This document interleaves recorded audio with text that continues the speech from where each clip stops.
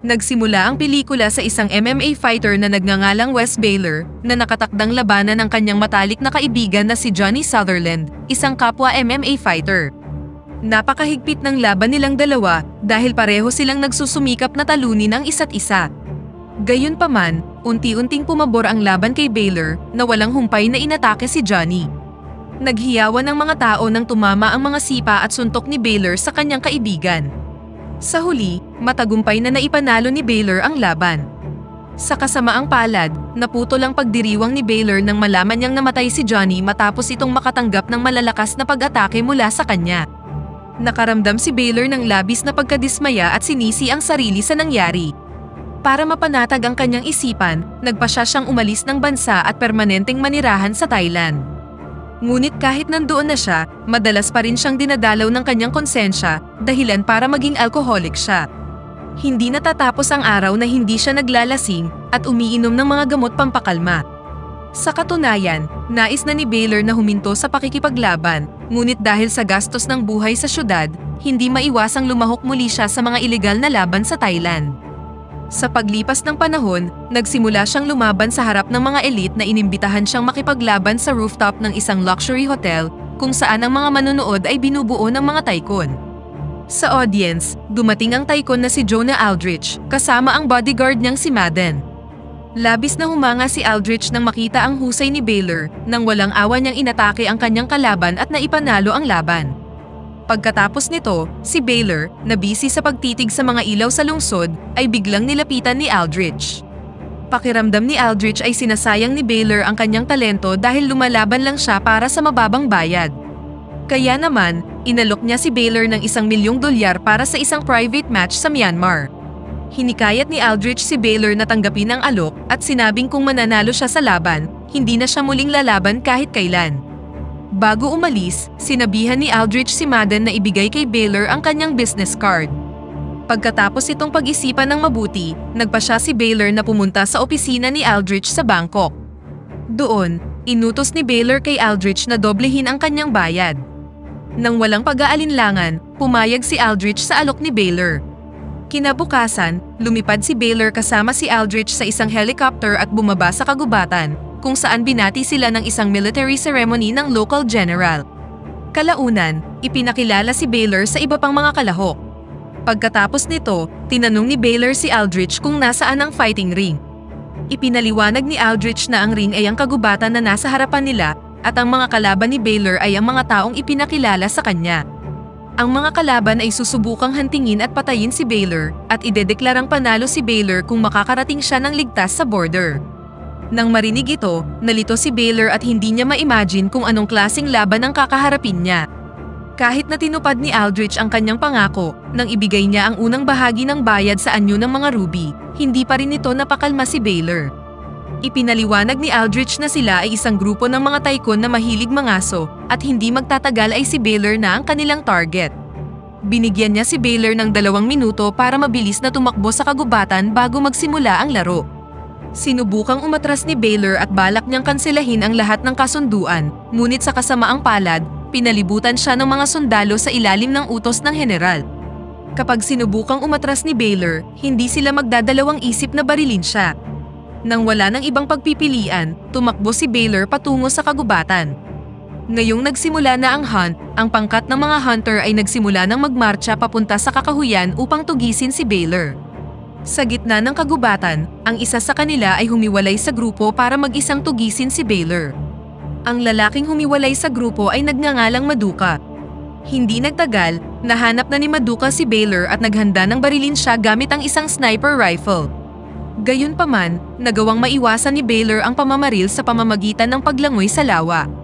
Hindi nagtagal, muli siyang lumitaw at inatake si Maduka hanggang sa mapatay siya. Kalaunan, dumating ang mga hunter sa lugar na yun at nakita ang katawan ni Maduka. Tuwang-tuwa sila dahil sa wakas ay nahanap nila ang tamang tao na kanilang tutugisin. Lingid sa kaalaman nila, ang isa sa mga hunter na si Marshall ay palihim na nire-record ang lahat gamit ang recording device sa kanyang pantalon. Sa huli, nahanap ng grupo si Baylor at isa-isang pinag-aatake ng hunting team ang kinaroroonan ng ating bida. Sa kabutihang palad, nagawang iwasan ni Baylor ang kanilang mga pag-atake at pagkatapos ay tumakas sa kakahuyan. Sa gitna ng kagubatan, nakita ni Baylor ang isang grupo ng mga elepante at lumitaw ang isang babaeng taga-Nayo na nagngangalang Alice. Sa paghihinala, inakusahan niya si Alice bilang isa sa mga hunter na umatake sa kanya. Gayunpaman, ipinaliwanag ni Alice na isa lang siyang taga-Nayo na nakatira sa kagubatan. Alam niya ang pasikot-sikot sa lugar at inimbitahan niya si Baylor na sumama sa kanya upang makarating siya sa border. Habang nasa daan, sinabi ni Alice na hinahanap niya ang kanyang kapatid na si Win, na dating naging target ng hunting game sa kagubatan. Lumipat ang eksena kay Aldrich, na hiniling sa general na magpadala ng ilang motor para mas madali nilang maabutan si Baylor. Ilang sandali pa, nagpalipad si Aldrich ng drone para hanapin ang kinaroroonan ni Baylor. Mula sa kamerang nakalagay sa drone, nakita ni Aldrich si Baylor na naglalakad sa kagubatan kasama ang isang babae, at sinabi ni Aldrich sa ibang mga hunter na 2 tao na ang kanilang target. Pagkatapos, ginamit na ng mga hunter ang mga motor upang habulin si Baylor at mabilis siyang nahanap sa isang clearing. Habang pinoprotektahan si Alice, inatake ni Baylor ang mga motorsiklo at nagawang patumbahin ang 2 hunter. Ang isa sa mga hunter na si Sofia ay patuloy na hinabol si Baylor at pinaputukan siya mula sa kanyang motor. Agad na sumakay ng motorsiklo si Baylor para maiwasan ang pagtugis ni Sofia at huminto siya sa isang cabin. Doon, naglaban sina Sofia at Baylor. Gamit ang kanyang husay sa martial arts, madaling napabagsak ni Baylor ang babaeng Amazona. Ngunit sa halip na patayin si Sofia, sumakay kaagad si Baylor sa kanyang motor at sinubukang iligtas si Alice na nahuli ng mag-amang sina Jacob at Tobias. Doon, tinangka ni Jacob na atakihin at halayin si Alice. Agad na umalis si Tobias lalo na't ayaw niyang makita kung ano ang ginagawa ng kanyang ama. Nang dumating si Baylor, nagulat siya nang makitang nagawang patayin ni Alice si Jacob. Agad na isinama ni Baylor si Alice para ipagpatuloy ang kanilang paglalakbay. Sa huli, natagpuan ng grupo ng mga hunter ang bangkay ni Jacob at sinisi ni Aldrich si Tobias sa pag-iwan sa kanyang ama. Dito nabunyag na nagbayad si Jacob ng malaking halaga para maging matapang si Tobias. Pagkatapos nito, natunton ni Aldrich ang kinaroroonan ng kanilang target dahil nilagyan niya ng GPS ang rubing ibinigay niya kay Baylor bago magsimula ang laro. Siya at ang team ng mga hunters ay sumugod sa lokasyon kung saan nakita ni Aldrich si Baylor na pumasok sa isang minefield. Inutos niya sa mga hunter na maghintay hanggang sa matapakan ni Baylor ang isa sa mga mine na nakatanim sa buong lugar.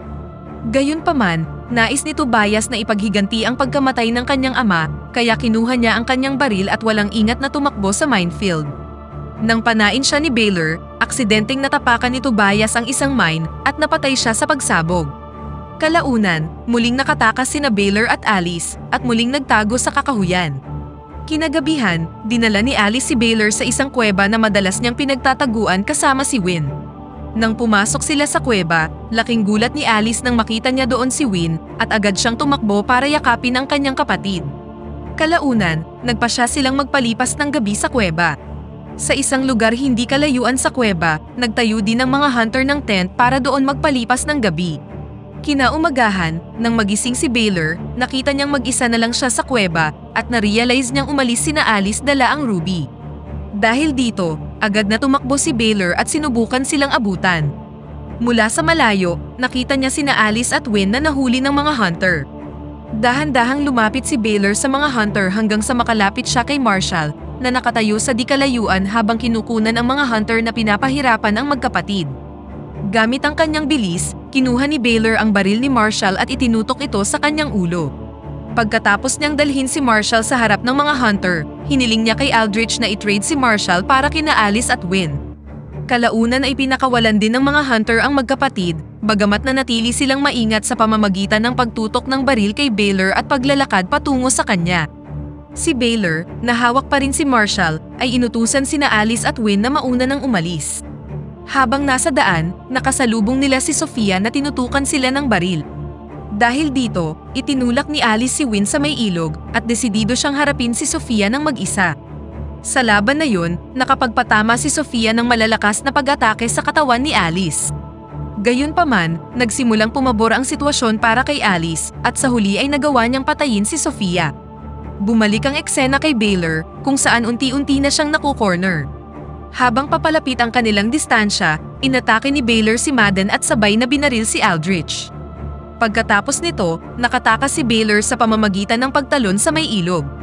Lumangoy siya sa tubig hanggang sa muli niyang nakasama sina Alice at Win. Habang nakahawak sila sa isang puno, ibinalik na ni Alice ang ruby na ninakaw niya kay Baylor. Ipinaliwanag ni Alice na balak niyang ibigay ang ruby sa general sa kondisyong ibabalik niya ang kanilang nayon at papalayain si Baylor mula sa mga hunter. Sa kabilang banda, nagawang nakawin ni Baylor ang kamera ni Marshall at itinapon ito matapos tanggalin ang memory card sa loob. Kalaunan ng hapong yun, nakita ni Madden ang kamerang itinapon ni Baylor. Ipinakita niya ang kamera kay Aldrich, na galit nang malaman na ni-record ni Marshall ang kanilang pag-hunt kay Baylor. Ang masama pa, ninakaw ni Baylor ang memory card. Ipinaliwanag ni Marshall na isa siyang video game programmer at nakibahagi lang siya sa pag-hunt para magkaroon siya ng mas maraming ideya sa larong gagawin niya. Sa labis na pagkainis sa katangahan ni Marshall, walang pag-aalinlangan siyang pinatay ni Aldrich. Sa pagkamatay ni Marshall, 3 hunter na lang ang natitira. Dahil hindi umayon sa kanilang plano ang mga nangyayari, tinawagan na ni Aldrich ang cleaning team para humingi ng tulong. Ang cleaning team ay ang mga sundalong hawak ng general na tutulong sa kanila sa pag-hunt kay Baylor. Samantala, sina Baylor, Alice, at Win ay halos malapit nang makarating sa border. Gayunpaman, naabutan sila ni Aldrich at ng 2 pang hunter gamit ang isang jeep. Nang makita ito ni Baylor, nagsimula siyang magduda kung paano palaging nalalaman ni Aldrich ang kanilang lokasyon. Sa huli, nakita niya ang isang GPS sa isa sa mga ruby na ibinigay sa kanya ni Aldrich bago magsimula ang laro. Gumawa si Baylor ng isang plano upang mahuli si Aldrich gamit ang GPS. Iniabot niya kay Alice ang ruby at memory card para malantad ang lahat ng krimen na may kinalaman sa hunting game. Pagkatapos nito, sumakay si Baylor sa isang speedboat at nagtungo na sa border, kung saan binaril niya ang tangke ng mga langis malapit sa sasakyan ni Aldrich. Ngayon, hinahabol si Baylor hindi lamang ng mga hunter, kundi pati na rin ng mga sundalo ng general. Samantala, sina Alice at Win ay nahanap ng hunter na si Esparto at hindi maiiwasang magkaroon ng labanan sa pagitan nila.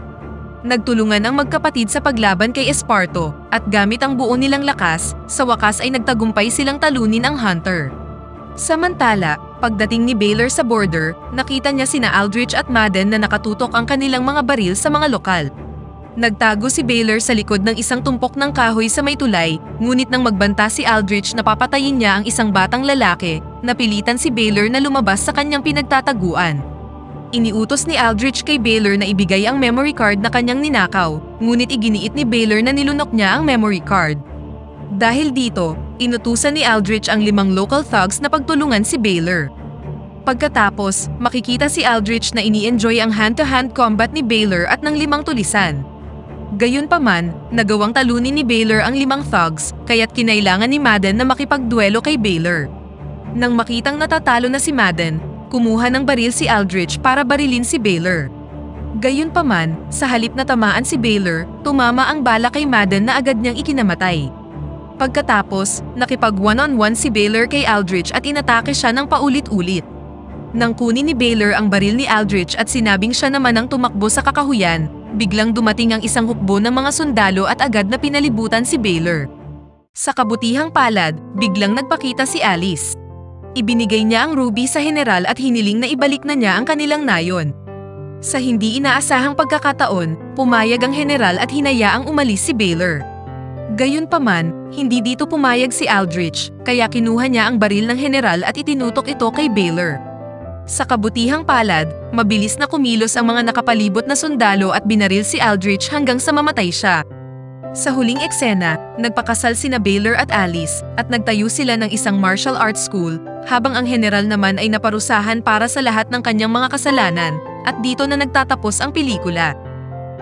Pakipindot naman ang like button kung nagustuhan mo ang pelikula, at kung hindi naman, pindutin mo ng 2 beses ang dislike button para lang makasiguro.